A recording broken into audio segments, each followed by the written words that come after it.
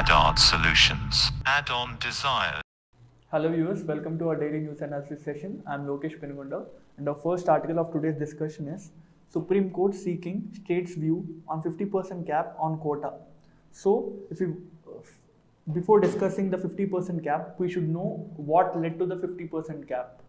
First, what happened was in the 1979, the Morarji Desai government has set up a committee called Mandal Committee or Mandal Commission. So this commission gave a recommendation that the OBCs or other backward castes should be given a reservation of 27%, and this was ignored till 1990, and in 1990 VP Singh government decided to implement this. So what happened was in the North India there were huge protests because as this provides for 27% reservation for other backward castes, what happened was the upper castes nearly who are 20% in the North India, they led huge protest, and due to this protest nearly 60 people have died. And so what happened was Indira Sane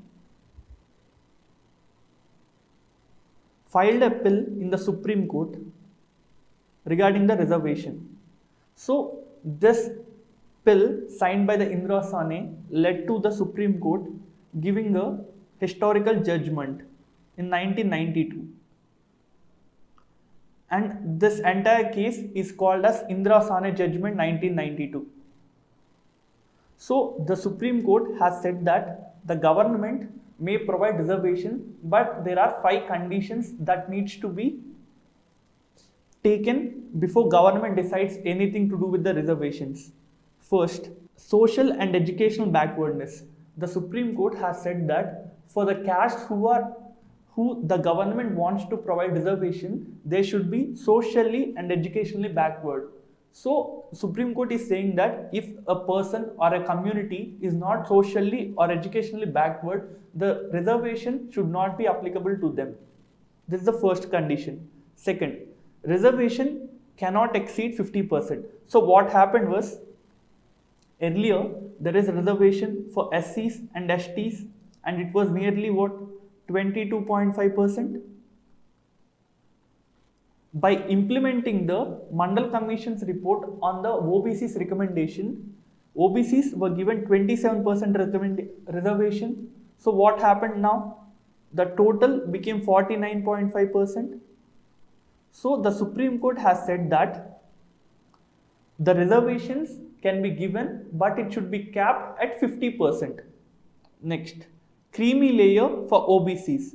So what the Supreme Court held was, though the OBCs are given 27% reservation, the OBCs who are rich, that is who are economically well off, will come under this creamy layer.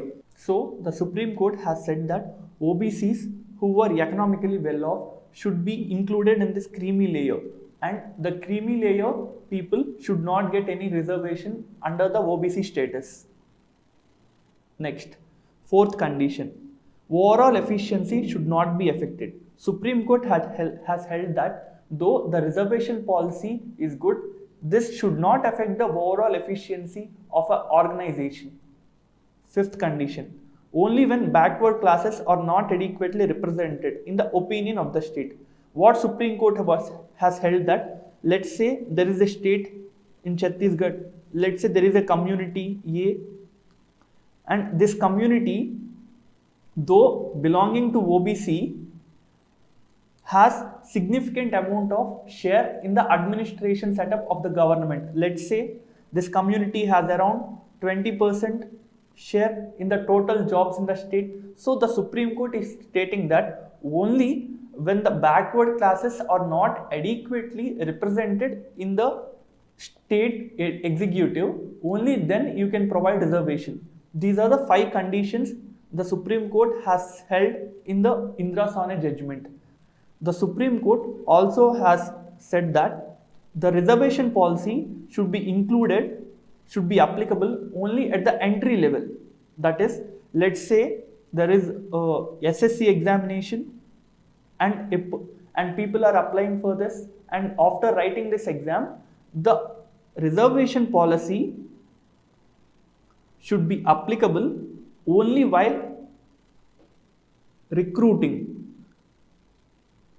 and it should not be applicable at promotion level. Also, the Supreme Court has said that no reservation should be provided based on economic criteria. And what happened was, before the Indira Sawhney judgment, Mr. P.V. Narasimha Rao led Congress government.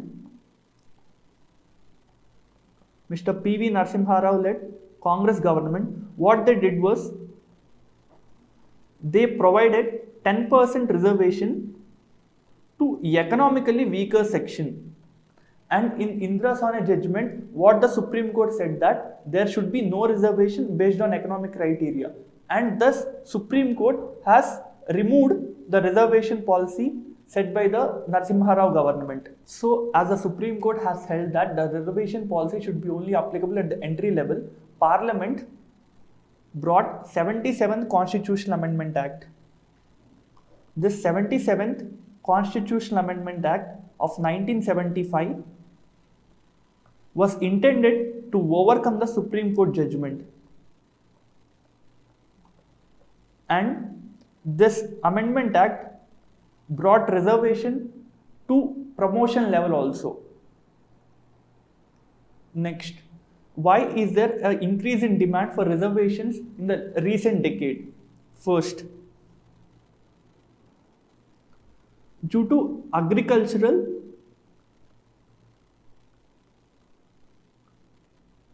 problems. So what we see is agricultural communities, let's say Kapus from Andhra Pradesh and Telangana, Patels from Gujarat.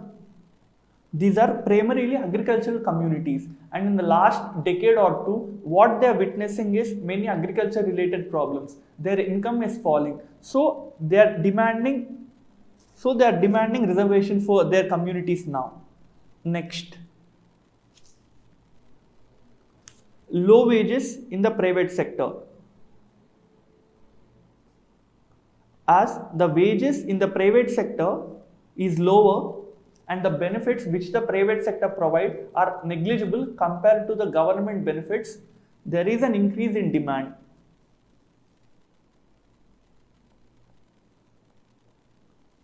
So, due to these two reasons mainly, in the last decade we are witnessing protests and we are witnessing increasing demands from the agricultural communities. So what is the way forward? First, promotion of startups. The main reason for the increasing demands of reservation is that there are not enough jobs, there are not enough benefits in the private sector. So by promoting startups, you might be able to provide jobs. Next, ease of doing business.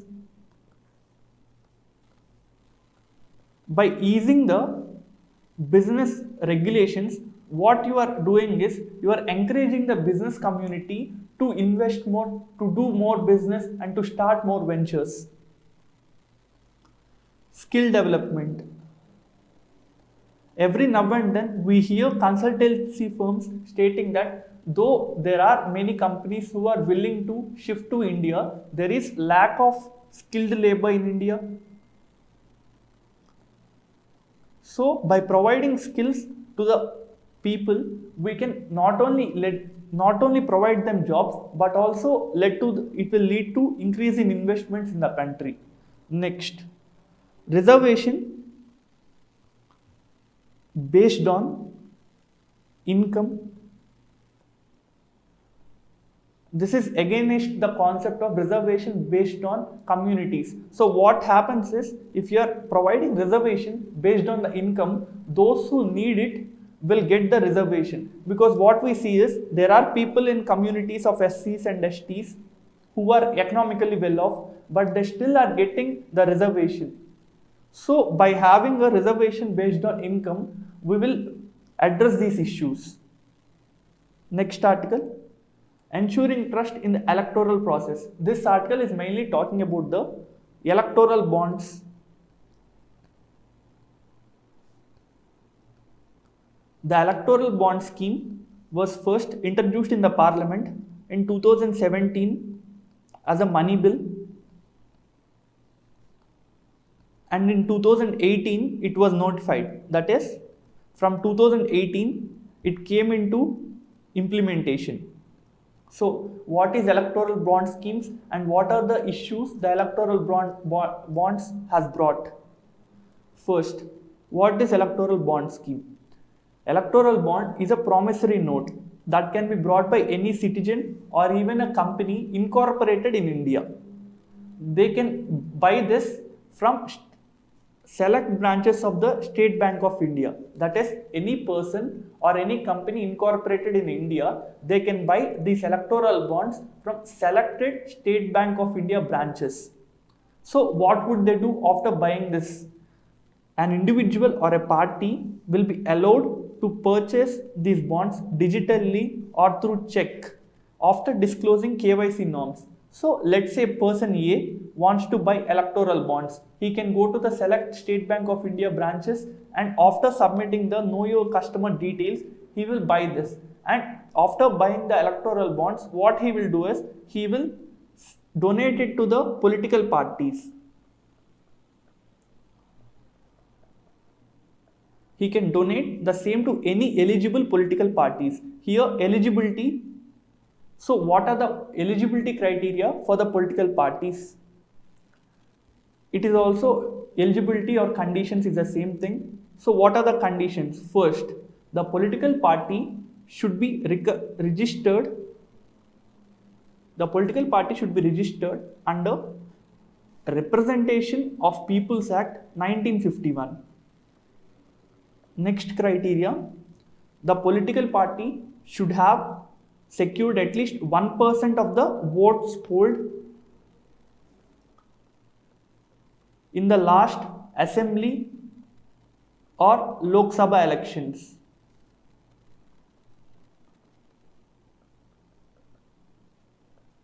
So if a party is both registered and has got a vote share of at least 1%, the election commission will give them special accounts, and only the electoral bonds which are received by the political parties can be used for the special account.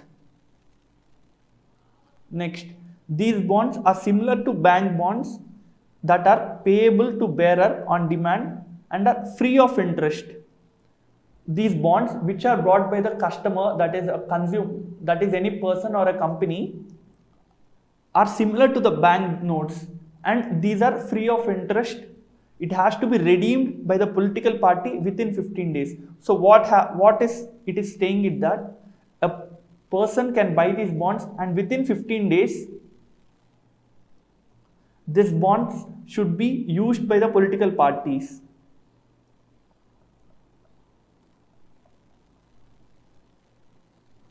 So why this electoral bond scheme was introduced? It was introduced mainly to increase the transparency and decrease the money laundering. Before the electoral bond scheme, what we used to have is political parties can take, that is, can receive money from donors, and if the donation is more than 20,000, the political party has to provide the details of the donor. So let's say there is Congress, and let's say there is person A who has donated 20,001 rupee. So as the amount is more than the limitation set by the election commission, the person A original identity should be given by the Congress to the election commission. So what the political parties used to do was, if a person A is providing 20,001 rupees, the political parties used to show it as 10,000 plus 10,001 rupee. So in this condition, there is no mandate to provide the information of the person who is donating the money. So in the finance bill, that is in the money bill 2017, what happened was, the limitation, that is the upper limit, is reduced from 20,000 to 2,000. Now if a person is donating money more than 2,000, then the person's identity should be provided by the political party which is receiving the fund to the election commission. And this electoral bond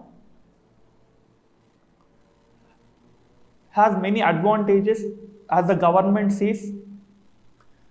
Government says that now that there is electoral bonds, as there will be know your customer details while buying these bonds, we can identify and we can prevent money laundering. This electoral bond scheme does have advantages, but the issue comes with the fact that many restrictions were done away with after the introduction of electoral bond scheme. So what are the restrictions that are removed after the introduction of this scheme? Earlier, what rules was, no foreign company could donate to any political party. Also, maximum of 7.5% of its average 3-year net profit can be donated by a firm. That is, let's say there is a firm A and it is earning 10 crore in 2017, 10 crore in 2018 and 10 crore in 2019. The average will be 10 crore for the 3 years, and only 7.5% of this 10 crore, that is a maximum amount any company can donate to the political parties. And now this restriction has been done away with. Also, earlier the companies has to disclose the details of their political donations. Let's say company Google. Let's say there is a company called Google. Let's say if it is an Indian company and if it donates to party A, it has to tell these details in the internal filings of the company. So we used to know which party is donating how much amount to which political party. But now this rule has been taken away. So what happened now is, even a foreign company can donate. So let's say a company called Alphabet, it is an American company and it has huge amount of surplus cash. So what this company can do now is, as there are no restrictions which restrict the foreign companies to donate to Indian political parties, this company will use its funds to influence the election, and by donating huge amounts, it will gain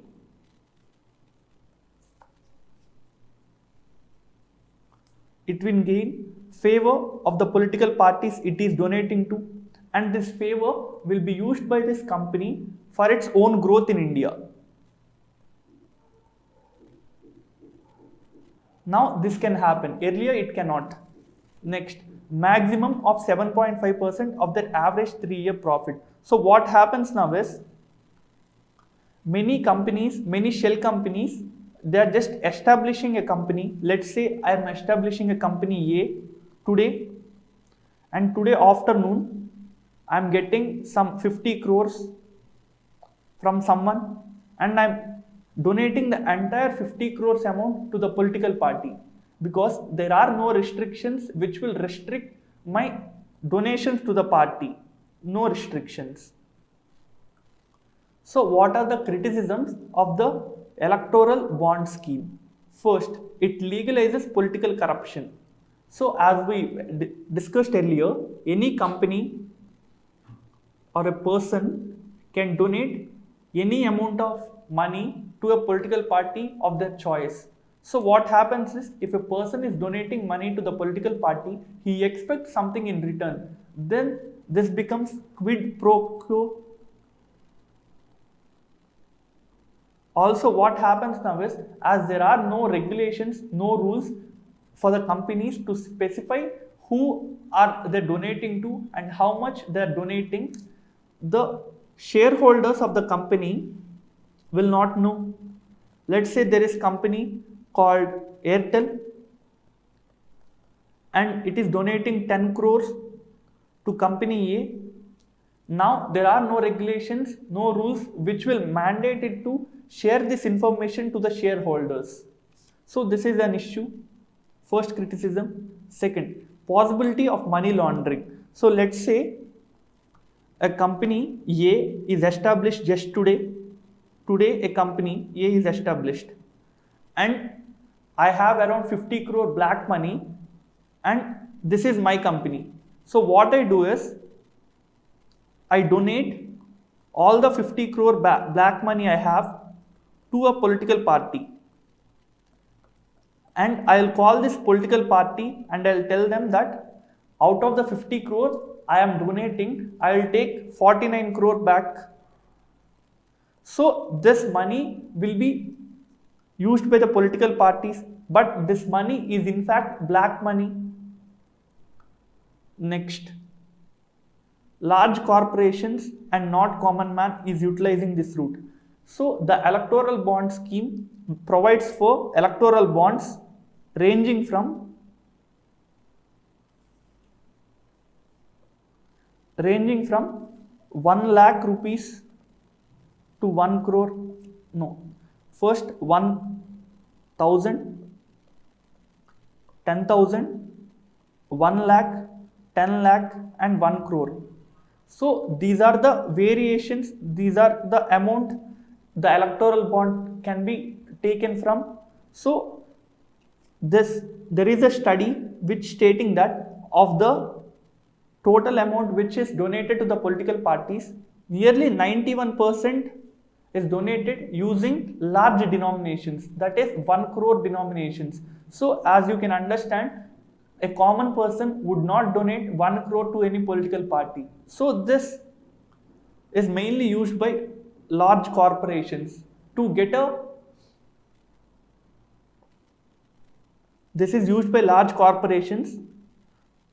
to get favorable outcome from the government policies.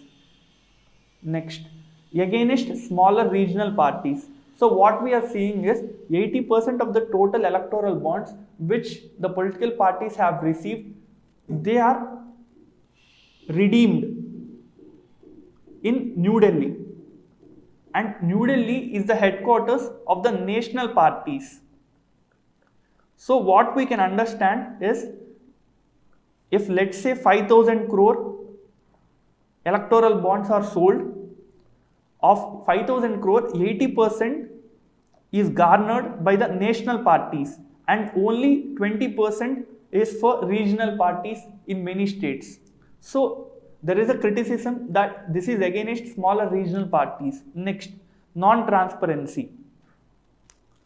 As we've discussed earlier, the electoral bond which is brought by the person or a company, it does not have the name of the person who bought it.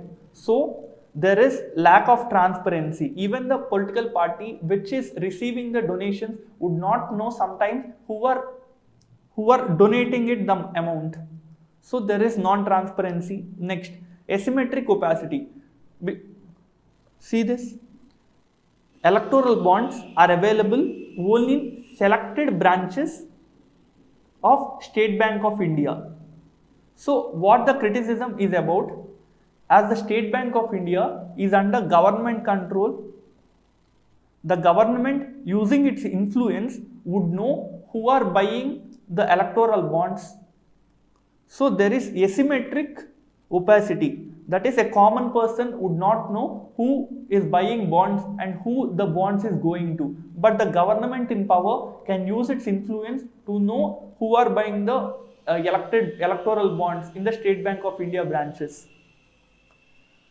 Also, look into the Election Commission of India's view on electoral bonds.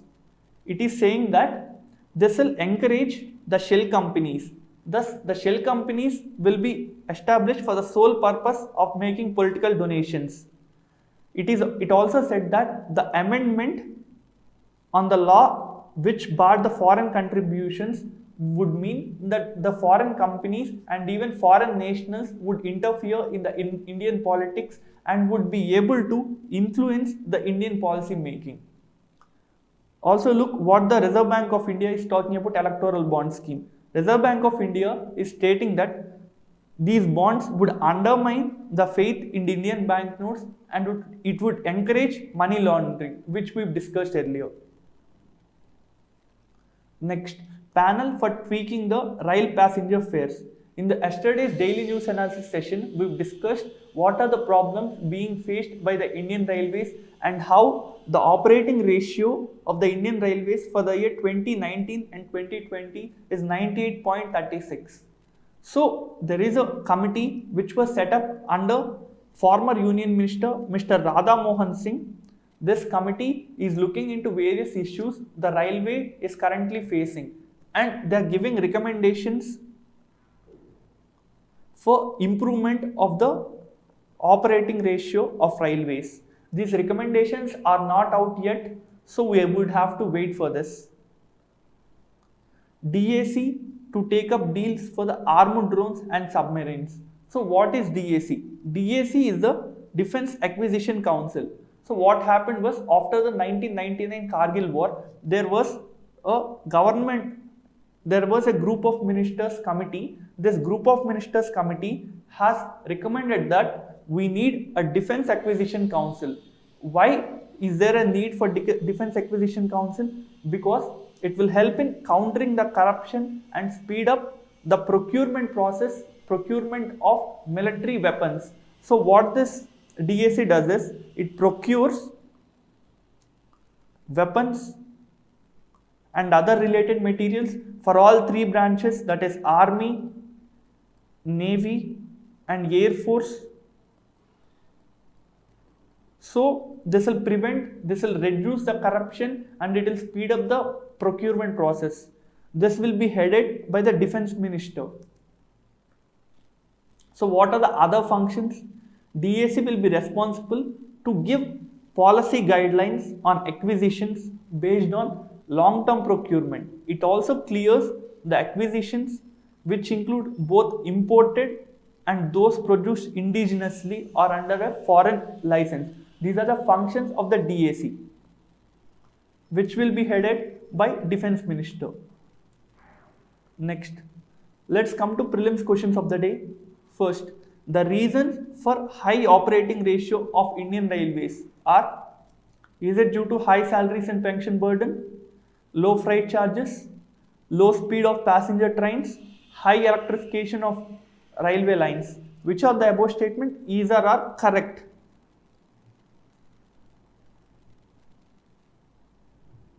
The answer to this question is only one, because low freight charges is not the reason.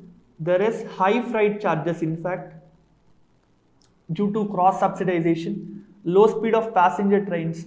This is not a main reason for high operating ratio of Indian Railways. High electrification of Indian Railways, this is not the reason, because if there is high electrification, the amount of petrol and diesel the railways will use will be reduced and thus operating ratio will increase. That is, operating ratio will become better. So only one is the reason for the high operating ratio. Next, who are eligible under economically weaker section category reservations? Is it households with income less than 8 lakh rupees a year? Is it households with less than 5 acres of agriculture land? Is it SCs and STs who earn less than 5 lakh a year? Which of the above statements given either are correct? The question is asking about the correct statements.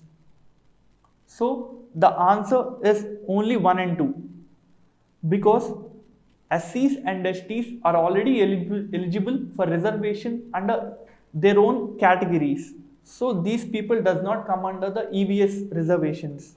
Next, the Genetic Engineering Appraisal Committee, GEAC, is constituted under.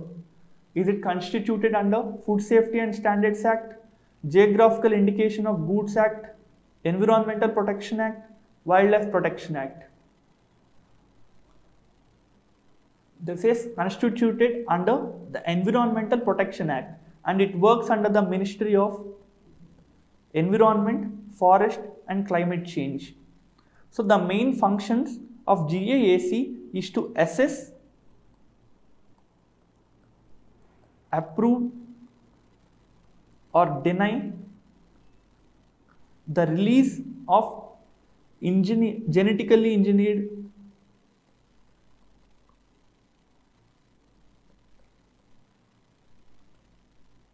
products and organisms into the market and into the environment. So what the GEAC does is it will assess, and if it can approve or even deny the release of genetically engineered products and organisms into the market. And it works under Ministry of Environment, Forest and Climate Change. And this is the end of our session. Thank you. Add-on solutions. Add-on desired.